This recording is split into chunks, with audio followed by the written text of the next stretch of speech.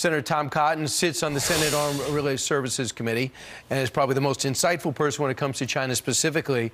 Senator, how serious should we take these drills as actual threats? Brian, we should always take China's drills around Taiwan seriously. It doesn't just degrade Taiwan's military readiness because they're diverting from operations and training and maintenance to defend their island, but also as a way of kind of camouflaging or probing Taiwan's defenses and lulling the world into thinking, oh, it's just another drill, so that one day if they go for the jugular in Taiwan, people may be slow to answer the bell. One thing I want to point out, too, is that Communist China's initial responses to Speaker McCarthy's meeting with President Tsai last week was fairly consistent with their historical practices. Then you had the French President Emmanuel Macron fly to China, take a bunch of French businessmen with him trying to hustle up business with the communists in China.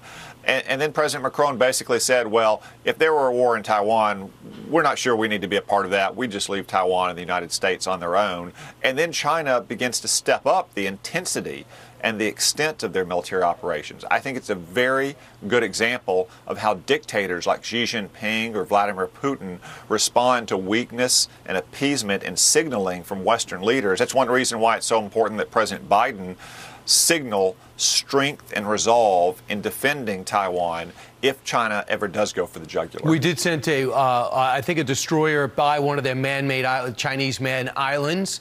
So the Navy's acting somewhat boldly. But would you like to see some drills with South Korea and Japan coordinating with us, since they have no problem displaying how they would war game it out against Taiwan? Brian, I think military drills with our partners in South Korea and Japan against the common threats that we face from Communist China are always appropriate. I think we also need to do more, not only help arm the Taiwanese Defense Forces, but also prepare them for a potential invasion.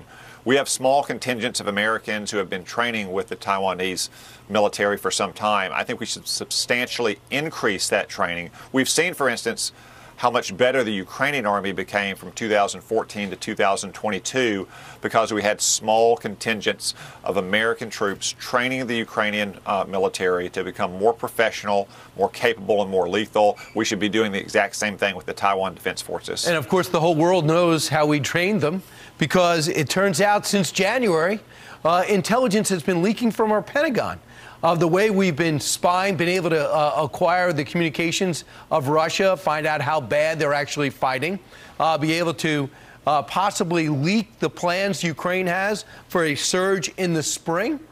How damaging these perceived leaks, how are they? How damaging have they been to the Pentagon and to U.S. security?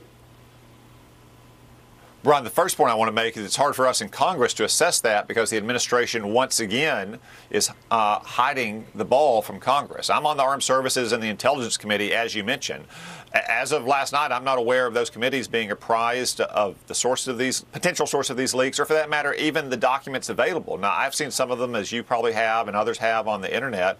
But you would think that the administration would provide this information to Congress. It's just another example of their politicized approach to classified information or other sensitive documents. You know, we still don't know what they supposedly found at Mar-a-Lago or at Joe Biden's many mansions. They're continuing to stonewall us on other inquiries.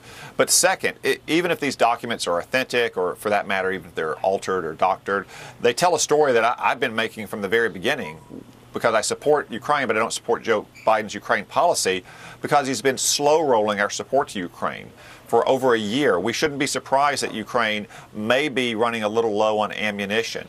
They've been telling us for a year they need more. They need more air defense systems. They need missiles that can destroy Russian firing positions just across the border in Russia. Now, I wouldn't take all this as gospel either. I mean, of course, our intelligence assessments a year ago of Ukraine's army turned out to be significantly wrong when we said that Russia would roll over Ukraine. I think that Ukraine has a great shot at having a very successful spring offensive, but it's vital that we provide them rapidly the weapons they need in that offensive, weapons that we should have been providing them at a much faster rate, much higher volume over the last year. Yeah, unfortunately, they don't do that, and there's no Democratic push to do it right. They all want to go over and show up and say we support Ukraine, but they don't want to push the administration to do the right things. But on Saturday, U.S. officials and foreign allies began scrambling because this communication seems valid. Everything from Israel to South Korea. We still don't know how they got it, who leaked it, who the new Edward Snowden is, or did they just hack into computers? But this was on Telegram, and it could have been put through the Russian system to make their casualties look less, and maybe the Ukrainians look like it's greater. So, Senator, it's unquantifiable how much damage this is. This story is percolating. This could really be big. Final thought? Yeah, Brian, you're right that it could be very damaging. Again, it's hard for Congress to make that assessment because the administration continues to stonewall us.